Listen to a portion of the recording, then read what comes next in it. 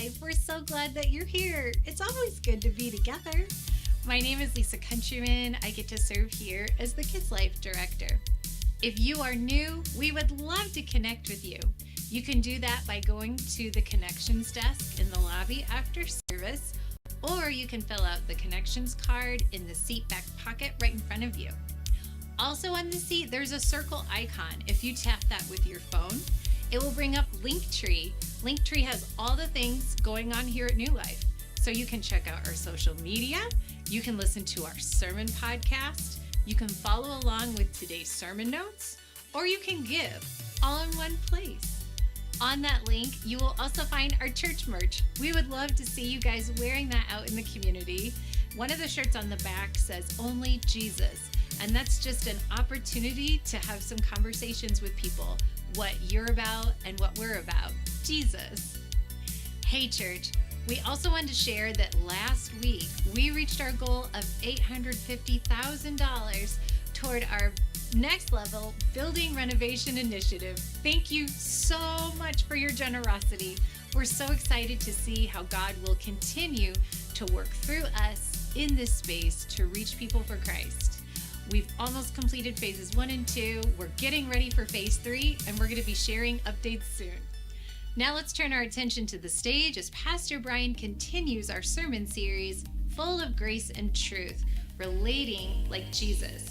Today we're going to look specifically what this means in parenting.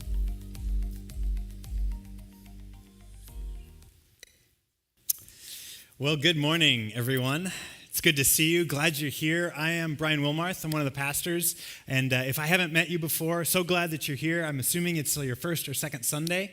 And we hope you felt a welcome as you've been here today. We're just so glad that you've chosen today to be with us. And so we're glad you're here. If you want to stop by the Connections desk after service, you can walk out those doors, and the desk is right towards that main entrance. We'd love to connect with you and hear some of your story and hopefully answer any questions you might have. Just put that before you. If you're interested in that, we'd love to connect with you. I have one more thing that I want to share. I'll be real brief about this. So my birthday was last December, and we made a big deal about it. That was kind of silly and all that. Well, a little payback time. My wife's birthday was yesterday, and so we're going to acknowledge her birthday. She's 29 again, so tell her happy birthday. As you see her in the lobby, please corner her and make sure she gets showered unnecessarily with birthday wishes.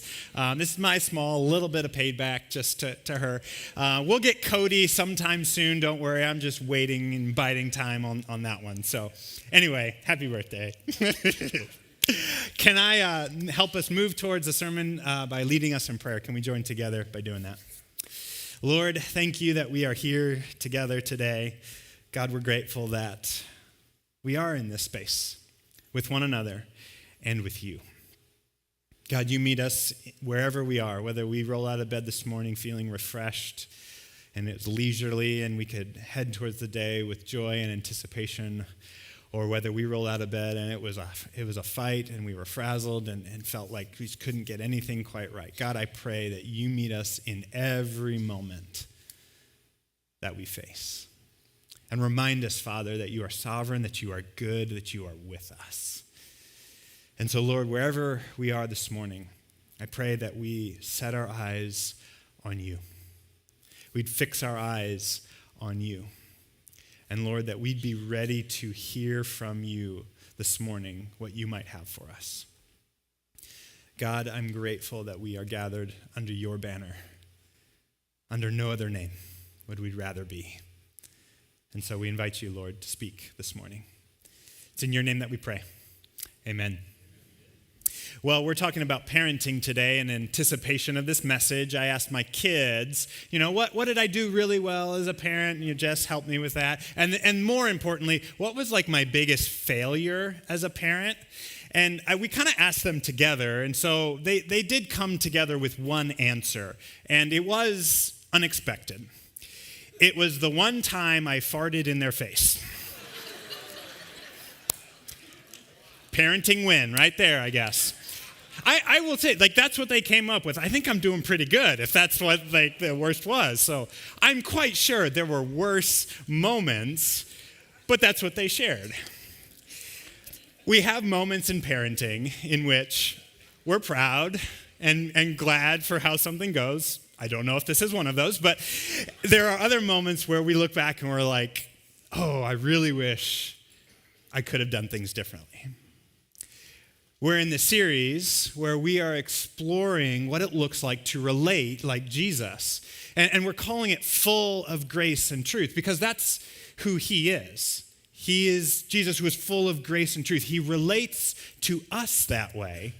And so we want to relate to others, one another, like that too. We want to have a fullness of grace and truth in all of our interactions. And so that's what we've been doing. We've been looking at what does that look like. Now, this phrasing, grace and truth, is found in the Bible, but it's also a part of our vision statement. And so just to remind you, if you've been a part of our church or if you're brand new, here's what we're all about here at New Life. We're about equipping you to pursue and proclaim Jesus in grace and truth. And we're highlighting that last phrase.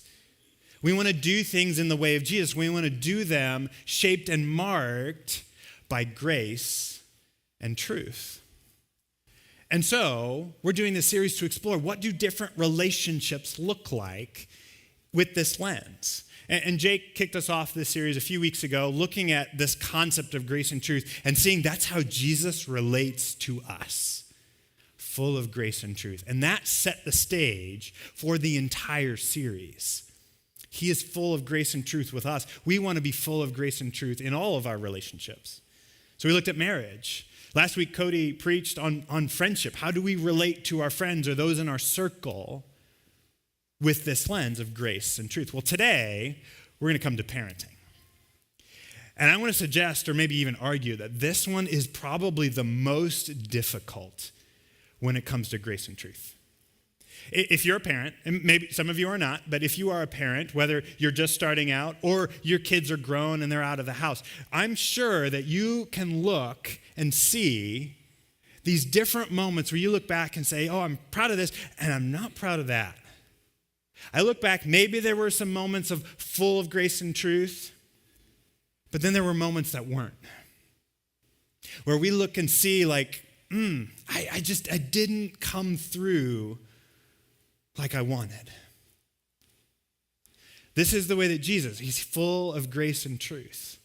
We see that in the scriptures. Well, how do we bring that to bear on our parenting? How do we parent in grace and truth? What does it look like for us to do that?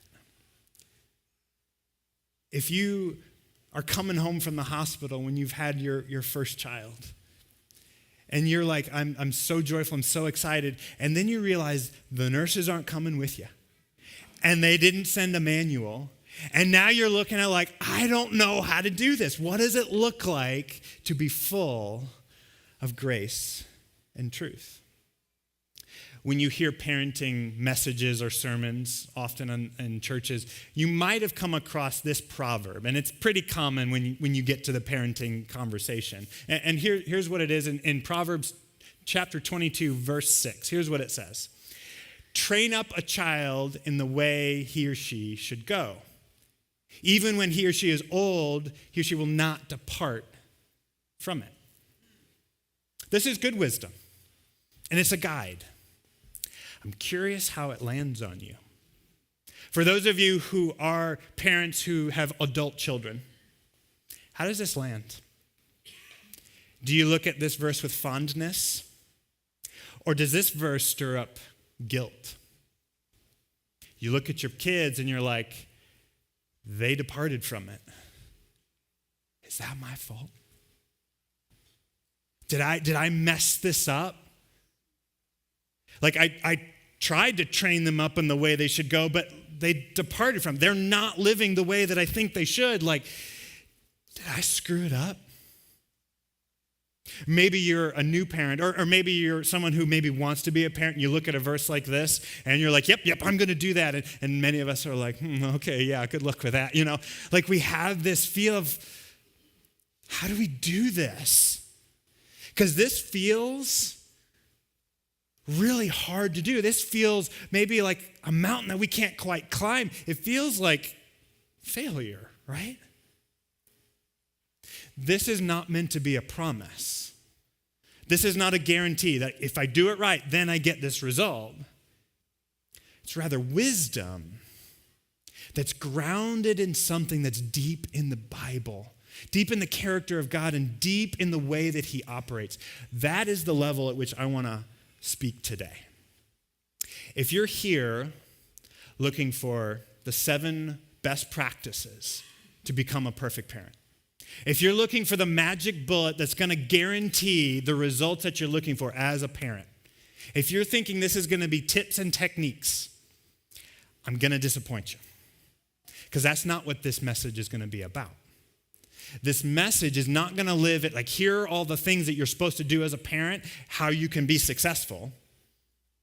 Because I want to contend with you, most of the time when those things are out there, they're going to fall short. Because we need something deeper to be in place. That's where I want to live today. And that's what we're going to look at. So we are going to get to a Bible text in a little bit. It'll be Luke 15, but we're going to cover some ground before we get to it, and we'll spend the last bit together in that text. What I want to do to get started is just help us to see this contrast. So the whole framing here of what I want you to do is I want you to see parenting through the framework of grace and truth. And I've worded that very particularly. That is this deeper level that I want to live at today. We're not here to find tips, tricks, and magic formulas, but rather we're going to see the framework of grace and truth is going to set us up to be in a better position to be God-honoring parents. So that's what we're going to do today. Now, for some of you, you're not parents. It's not really in your story. You don't want to be a parent. You're not pursuing that, and you're kind of like, this doesn't sound like it's for me. Or for some of you, you want to be parents. You're just not there yet. Maybe you're just not in a marriage relationship where that's on the table yet, or you're working your way there. That's great. Or maybe you are, and you can't have kids. You've had fertility issues. And you're like, this is going to be kind of painful. And I just want to acknowledge that many of us are in different places and different life stages, and all of that's okay. I do think this message has something for all of us. Because what we're going to see is God is our Father. He's our Father. And what he's going to show us today doesn't just stay with our parenting. It fits when we're children of parents. It fits in our friendships and in our relationships at work. It fits with those that we're trying to mentor. There's going to be principles that translate across a whole bunch of different relationships. So I hope that you don't hear this as this is just for parents, so I'm going to tune it out. I hope you actually walk away with something meaningful as we move forward. So let's do that. Let's begin to move forward. Let's talk about this framework of grace and truth. Particularly, I'd like to start by showing the contrast. What is not grace and truth together? So we've been using this language for a while. We actually have some training in discipleship related to it. We even have a tool that we've used. So some of this, if you've been exposed to that, whether you've taken one of our classes or been a part of a group where you're familiar with the grace and truth matrix, some of this will sound familiar. For those of you who haven't, I'm just going to kind of tease some of these things. I'm not going to use the tool, but you'll hear some of these concepts come out as we talk. So what I want to do is I want to contrast grace and truth together with these other ways of parenting. So let's first start with grace only. Grace only.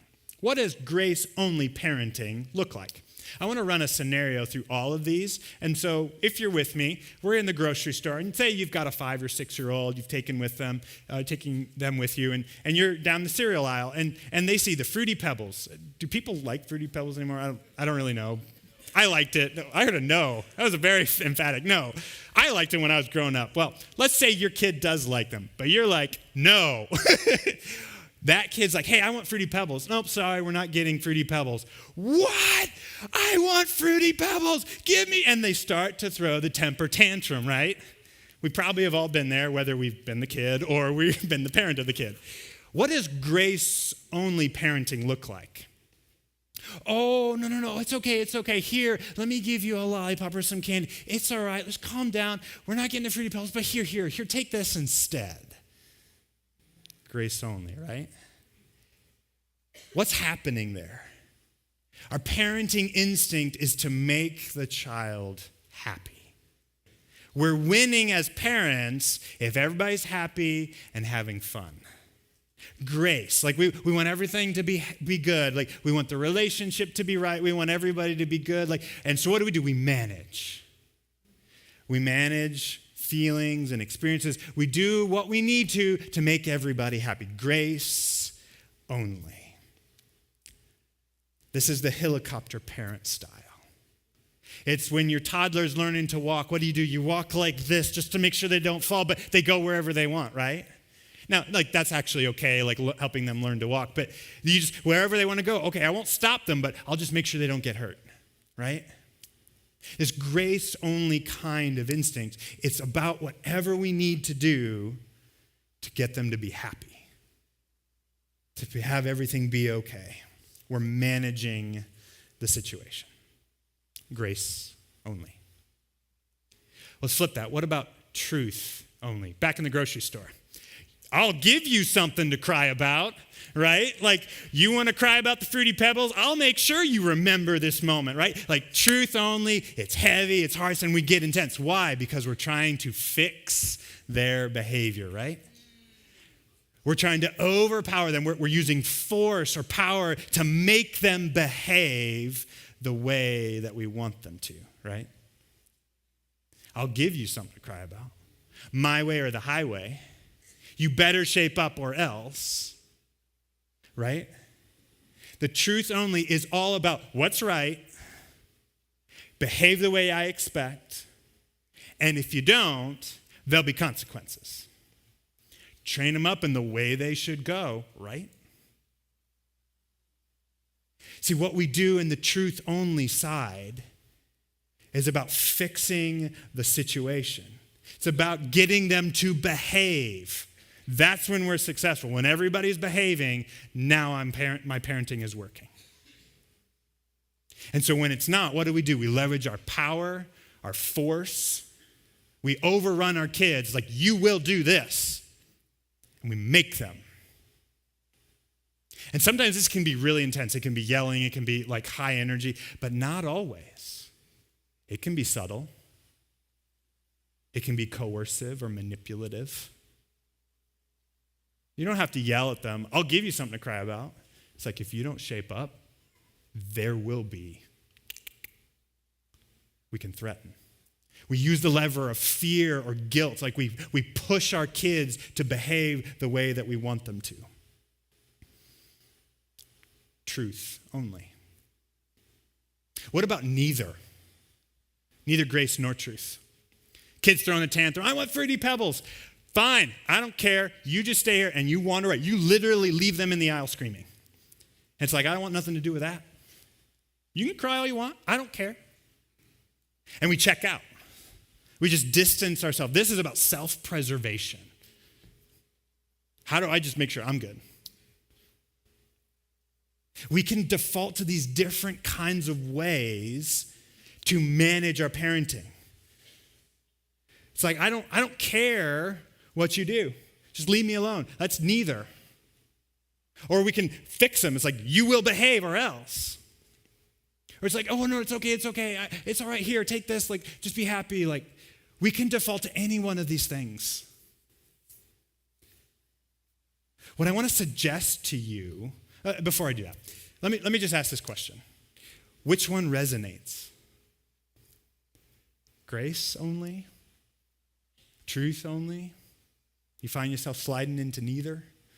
Which one defines your parenting? Which one are you kind of gravitating towards? Like when you think about your kids and the way you interact with them, which one kind of feels like, yeah, that one's me? Which one is it? What about the rest of your relationships? Again, this isn't just about parenting. Can we interact with other people when there's conflict or challenge in the same kind of way? It's like, oh, I just want to make people happy. Or it's like, no, I'm right and I'm going to stand up for it. I don't care what happens to you. Or we're just like, I want nothing to do with this. I'm out. Like, when you think about all of your relationships, which one is your default? Which one do you find yourself gravitating towards most? I would say with my kids, it's the truth only. We call that call out. Like, I get that way with them pretty quick. Not always, in different situations, but like that's probably where I gravitate towards when things get hard. Like, I'm the fix-it, truth only, my way or the highway. I can get that way with my kids. A lot of my other relationships, though, it's the grace only. Like, I don't want to rock the boat. Like, oh, how do I like manage sort of thing? And like, I kind of do that little navigation sort of piece, whatever. Like, what is it for you? When you think about your role as a parent, if you're a parent, or your other relationships, where do you find yourself? The thing I want you to know about this is this grace, this truth, in these different scenarios, these are shadow versions of grace and truth. They're not the real thing. Truth in the truth only is not actually truth. It's like, well, they got to behave. Here's what's right, and they got to measure up. Is that what's actually happening when we think about God's world and his design? That's what truth is all about. It's God designs the world a certain way, and we are to live in alignment to it. The truth is God's way. Is that God's way, or is that your way? 99% of the time, it's our way. It's what we think God might want. We might even slap a Christian label on it and say, oh, this is what Jesus, I read it in the Bible. And yet we're still pulling the lever that Jesus wouldn't pull if he were in our shoes. Truth is not actually truth in truth only. Neither is grace. It's like, oh, just, it's okay. Like, how do I help you feel better? How do I make you happy? Because that's what God's here to do, right? Like, he brought us grace. He makes everything better. No. Grace without reality is not grace. The reality is we're sinful, broken people, and he had to come rescue us. That's not very good news until we get to the rescue part. Grace without truth is not grace. These are shadow versions of themselves. Grace and truth belong together. They are truly grace and truly truth when they work together. And so, what does that look like? How do we move towards grace and truth together and not some of these other ways? What does it look like to bring a fullness of grace and truth in these different scenarios? Can I give you just a picture? Now, what I'm about to say is not the way of grace and truth in the grocery store. There are many different ways this could be calibrated. What I've learned about grace and truth together is that it really does depend on the kid, the situation, the circumstances. Like, all of these things dictate what grace and truth coming together looks like. So this is not the definitive answer, but here, can I just give you a picture of what it could be like? I want Fruity Pebbles. Oh, I see you're upset. Name it. You want Fruity Pebbles. Can you tell me, like, why do you want the Fruity Pebbles? What about the Fruity Pebbles is so important to you? And you might have a kid who can answer that, and they might be in a place where they can answer that, but maybe not. They may be like, I just want Fruity Pebbles. Like, hey, I see that you want Fruity Pebbles, and I can understand. It's really hard to not get what we want. I get that. I've been there. I see that you want them. But today, we're not going to get the Fruity Pebbles. But let's keep going, and maybe we'll find something that you do like, that will be something that you enjoy, and let's keep going. Now, they may go along with that and settle down, or they may not. And you know what? Say, yeah, I still see you're upset, and that's okay. But we're going to keep going. We're not going to get the Fruity Pebbles today. They're not healthy for us. We're going to get something else. And I see that's hard for you. But guess what? I'm here. I love you, and I'm with you in it. Do you see kind of the flavor of how grace and truth coming together? We're not to soften it. We're also not to make it harder. We're just to name reality, and we're to help move towards the better. So how do we do that? How do we bring these two things together in a meaningful kind of way? Well, the first thing that I want you to know about parenting in grace and truth is this. Parenting is not about your kids. It's about you. It's not about your kids. So often we think parenting is, how do I get my kids to? When parenting should start with, where am I? Where am I? What am I coming to the table with?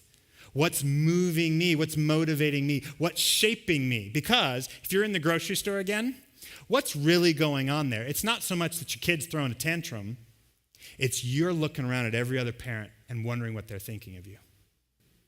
It's you looking and say, this is not the situation it's supposed to be, and it needs to be a certain way. Therefore, we need to move towards that. It's about my expectations, what I want. So often that is informing our parenting decisions. And I'll tell you what, that informs so many of our decisions in all of our relationships.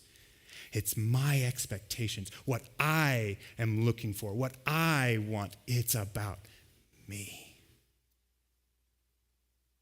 Once we're able to realize that moving our parenting forward is more a work of self-diagnosis, more a work of understanding what's going on here than what's going with our kids, we can begin to walk down the road towards grace and truth together. Because where this comes from, this instinct, these default settings, these expectations, come from our experiences, comes from our own parents and our parenting experience as a child. Whether you had two parents, you had one parent, you had some guardians who took care of you, you're shaped and informed by your own experiences. And ultimately, I would say fundamentally, we are shaped by our view of God. Your parenting comes from how you view God. The way we picture God shapes how we parent. So, do you have a view of God who's grace only? God is here to make me happy. God is here to do what I want him to do. He's here to fulfill my needs, fulfill my desires. He's here to make me happy. Is that what you think God is here for? He's truth only. God is here to get some performance out of me, certain behavior. I have to live a certain way. Then God will be pleased with me. Is that your view of God? God's truth only? Or maybe God is neither. He's not really in the picture. He's kind of distant. I know he's kind of there. He gave us a book with some good advice, okay, but he's not really here. He doesn't really care about me. He's just neither grace nor truth. What is your view of God? How do you view God as Father? Is he close? Is he distant? Is he grace only, just doing what you want him to do? Vending machine style? Is he truth only, heavy, harsh? You kind of go when you have to. How do you view God? What's your view of him? If you want another way to go out, what does your parenting say your view about God is? If you're like, oh no, I think I've got a good relationship with God, I see him in the right way, what does your parenting say? What is, if others were to look at you and look at your parenting, what would they see as the character of God in you? What does your parenting style, your approach, your philosophy say you think God is like? We could spend weeks going down this next road. I'm going to do it very quickly. But here's what I want you to know. God is a good Father. That phrase may land on you really well, or it may not.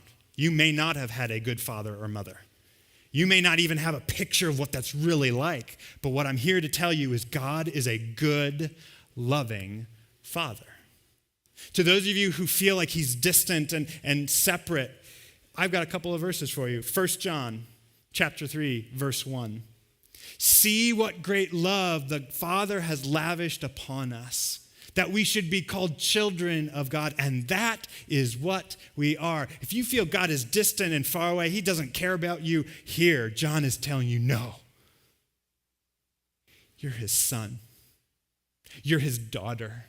He has lavished his love upon you. He is close and he cares about you. He is not distant. He is near, even when it doesn't feel like it. And he's good. Matthew chapter 7, Jesus is teaching in the Sermon on the Mount, and he uses this illustration. Which of you, if your son or daughter asks for bread, will give him a stone? Or if he asks for a fish, give him a snake? If you then, though you are evil, you're sinful, you're broken, you don't do things right perfectly, you know how to give good gifts to your children, how much more your Father in heaven gives good gifts to those who ask him. See, Jesus is painting this picture. Jesus saying, the Father in heaven, he is perfect, he is good, he is complete. And what does he do? He gives good gifts. He wants to give to you. He wants to lavish his love upon you. If you think God is distant, doesn't care about you, Jesus wants to say that is not true. He's full of grace and truth. Maybe for those who are thinking, oh, well, maybe he's truth only. Like God doesn't give us grace. He's kind of that truth only. Well, here, Ephesians chapter 6. Here's Paul teaching fathers and mothers, like, here's the character of God, and here's how you treat your children. Fathers, do not exasperate your children. Don't embitter them. Don't anger them. Don't exasperate them. Instead, bring them up in the training and instruction of the Lord. Don't overwhelm them. Don't overpower them. Don't coerce them, but rather bring them up. Train them up. Serve them. Or we often read this at weddings, 1 Corinthians chapter 13. This is a giant picture of the character of God. Love. Love permeates this entire chapter, and love is patient. It is kind. It does not envy. It does not boast. It is not proud. It does not dishonor others. It is not self-seeking. It is not easily angered. It keeps no record of wrongs. He goes on. Love does not delight in evil, but rejoices with the truth. Rejoices with the truth? Truth only? Yeah, right. It always protects, always trusts, always hopes, always perseveres. This is a picture of God's character. If you feel like he's truth only, he's harsh, he's just out to get us, this is a counter portrait. Finally, against the shadow, grace only kind of thing, God is not here just to make us happy either. Proverbs chapter 3, verses 11 and 12. My son, do not despise the Lord's discipline and do not resent his rebuke, because the Lord disciplines those he loves. As a father, the son he delights in. The author of Hebrews picks this up and expands on it and continues on in chapter 12, verses 10 and 11. And here's what he writes. They disciplined us for a little while as they thought best. But God disciplines us for our good, in order that we may share in his holiness. No discipline seems pleasant at the time, but painful later on, however. It produces a harvest of righteousness and peace for those who have been trained by it. If we think God is just here to make us happy, he's here to do what is best for us. So he disciplines us. It's hard. He doesn't avoid it, but he does it for our good. It's not just because he wants, to produce some kind of like thing for himself. He's vindictive or anything like. No, he's doing it for our good. So God is a good, loving Father. This is the way he relates to you. Can I show you one other place? Get into a little bit of a story that helps us see this kind of come together. So Luke chapter 15. This is a pretty famous story, and this is where I want to spend the rest of our time and just understand what this portrait looks like. So Jesus is interacting with the Pharisees. And the chapter 15 starts with the Pharisees grumbling with the fact that Jesus is eating with sinners and tax collectors. Like, you shouldn't be with those people.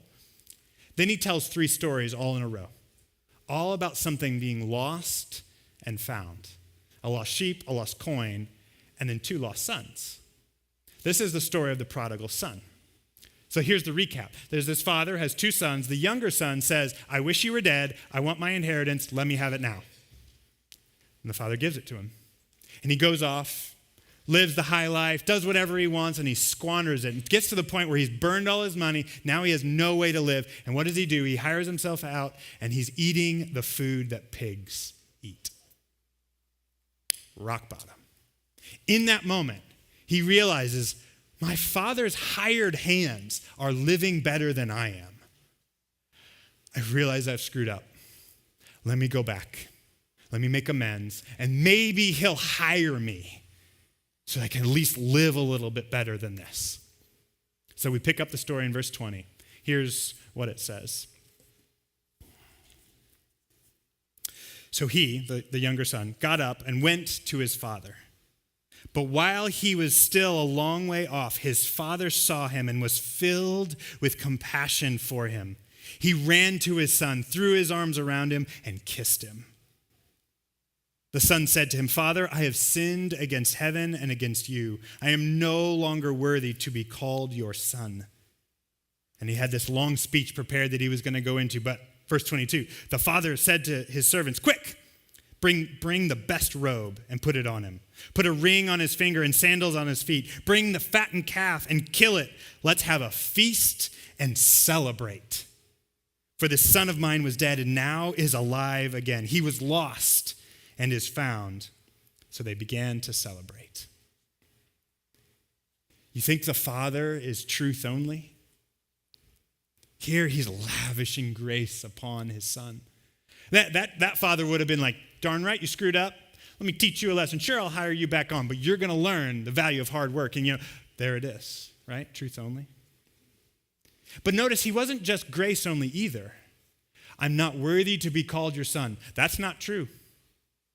You are my son.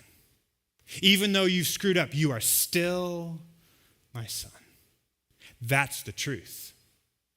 You need to learn to live like it by being built up and encouraged. But the story's not over. See, there's the older son. The older son has been dutiful. He looked at his younger brother, so that's the wrong way to go. I'm going to stay, and I'm going to work. I'm going to do what's expected of me. So he shows back up. Here's something going on. Like, what's happening? Your brother has returned. Like, they're celebrating. We've killed the fattened calf, and we're having a feast. And he gets angry. I'm not going in there. Let's pick up the story. Verse 28. The older brother became angry and refused to go in. So his father went out and pleaded with him. But he answered his father, look, all these years I've been slaving for you. Not sonning for you, slaving for you. And never disobeying your orders. Yet you never gave me a young goat so I could celebrate with my friends. I did everything right, and you didn't reward me for that. You didn't honor the agreement that should be here. You're supposed to give me when I give to you. That's what he's saying here. But when this son of yours who has squandered your property with prostitutes comes home, you kill the fattened calf for him. My son, the father said, you are always with me, and everything I have is yours. But we had to celebrate and be glad, because this brother of yours was dead and is alive again. He was lost and is found. He was truthful to his older boy. So you don't have my heart. Let me tell you the truth. I'm always with you. Everything I have is yours. That's already true. But you also don't have my heart. See how he's gracious. Let me tell you what's true. This is good news to you. I'm here. You're my son. Everything I have is yours. You don't need anything else. But you don't have my heart. Your younger brother screwed up. Yeah, he's learning from this. And now he's alive. He's found. This means we should celebrate. I want you to have that same kind of heart. So come, join us. You see that implicit invitation? He's training his older son to walk in his ways. That's what's happening here. Grace and truth together. This is how God is with you. This is how he treats you. He meets you where you are and gives you what you need. So often in the grace only, the truth only kinds of scenarios, it's about what we think, what we want.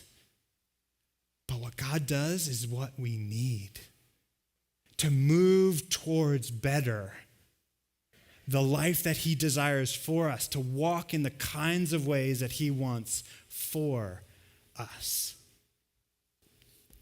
This is how God treats you. And so, if you want to be a good parent, if you want to relate well to anyone in any of your relationships, any of your situations, here's what I want you to walk away with. Learn afresh God's character. Learn who he is with you and learn from him. That's what it means to be a disciple, a learner. Learn how he is with you. Spend time with him. Learn the way he interacts with you at different moments in your life. Reflect back. How did God interact with you? How did he treat you? Some of those things you'll see very clearly. Others you won't. You'll have to do a lot of digging and understanding and unpacking. But look for his character and see how it shaped you. I guarantee there's way more work going on in your life than you are remotely aware of. That has been true of me. As I've walked this out, both parenting and otherwise, I look at these different moments and I look back and I'm like, oh, I see what God was doing now. I had no idea at the time. But I've learned to now look for it. I've learned to recognize it. And what I've found is over and over again, God is showing me his character and training me in it. He's not forcing me, he's not coercing, he's not making me happy or just managing. He is helping me walk towards him. So if you hear nothing else as a parent, as a future parent, or even as a human being, learn from him his character and reflect that to other people. Spend time with him. Pay attention to his character. Read and understand the nuances, the way Jesus is, the way the Father is. Learn his character. If we do that, then the second thing that we're going to do is we're going to unlearn our old patterns, especially of parenting. We pick them up somewhere.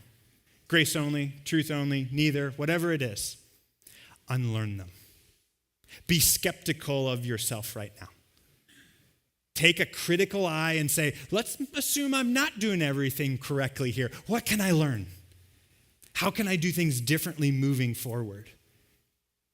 Ask yourself those kinds of questions and unlearn the patterns that you have from the past. The fundamental shift that needs to take place here, if I could boil it down, unlearning the old pattern is from selfishness to selflessness. It's not about you as a parent. It's about what's best for your kids. And that's the third thing. Learn to view parenting through the lens of grace and truth together. Ask yourself the question, what is the most gracious and truthful thing I can do for my kids in this moment? What do they need to move towards what's best for them? That will look different in every situation. Every kid is different. Every life stage is different. You treat a toddler differently than you do an adult. And so wherever you are on the parenting journey, or even if you're not a parent, asking yourself, what does the other person need?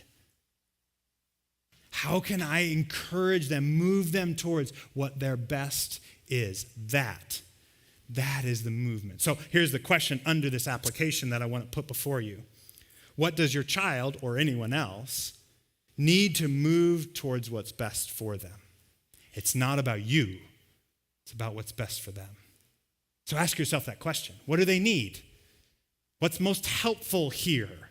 Not what do I think that should happen, but what do they need? That toddler, walking around like, okay, I need to make sure that they don't fall over, but I'm not going to let them go wherever they want.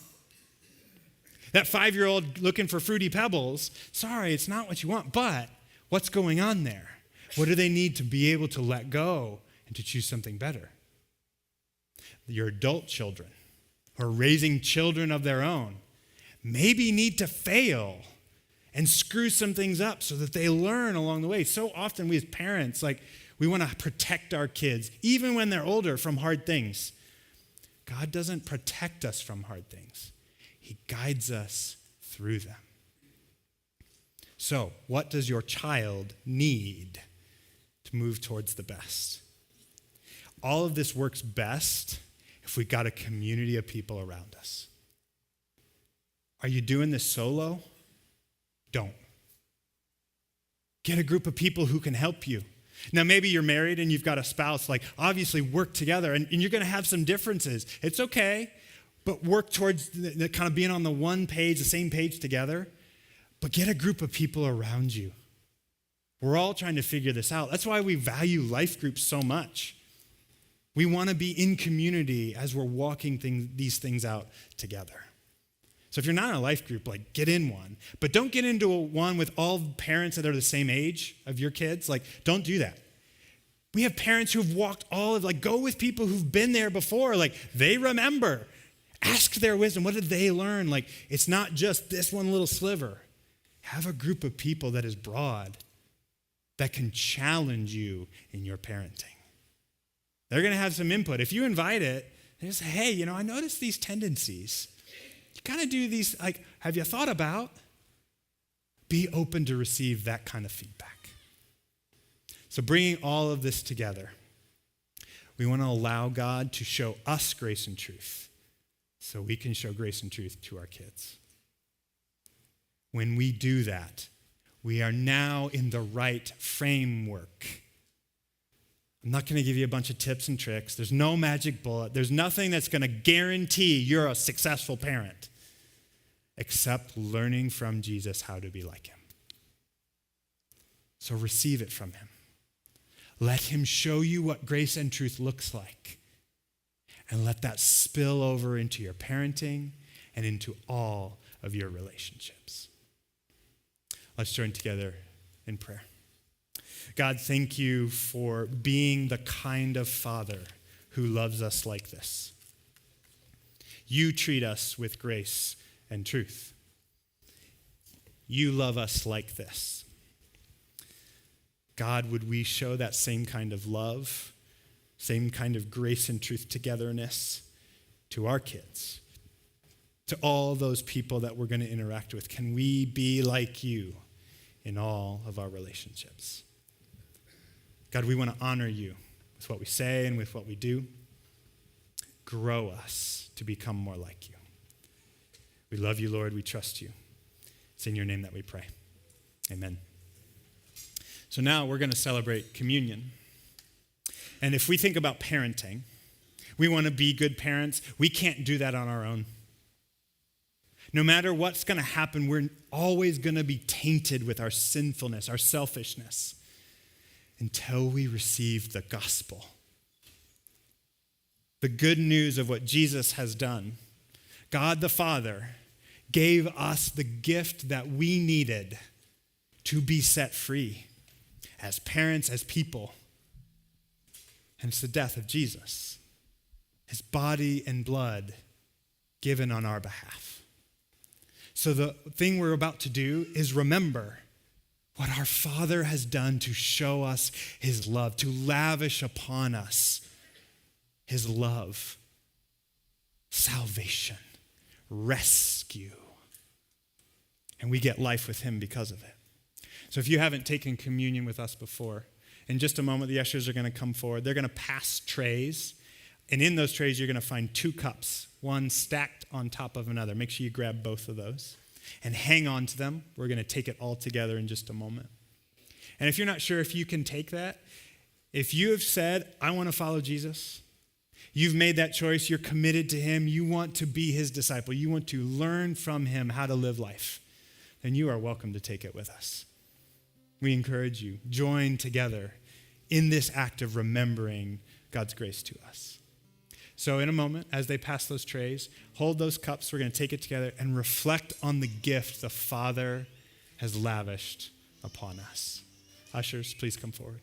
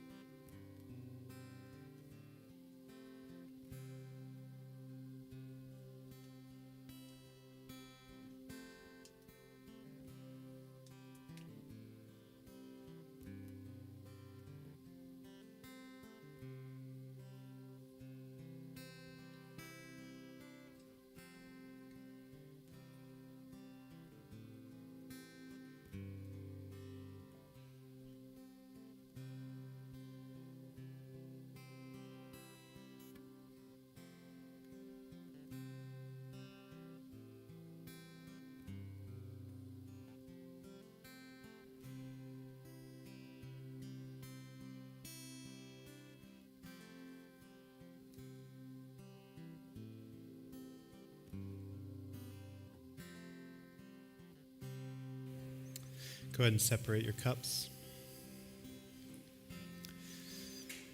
Jesus, on the night that he was betrayed, took bread, broke it, gave thanks, gave it to his disciples, and said, "This is my body, broken for you. Every time you eat this, remember me."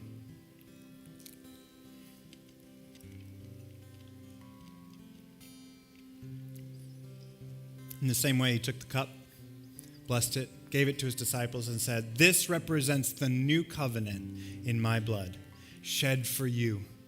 Drink this in remembrance of me."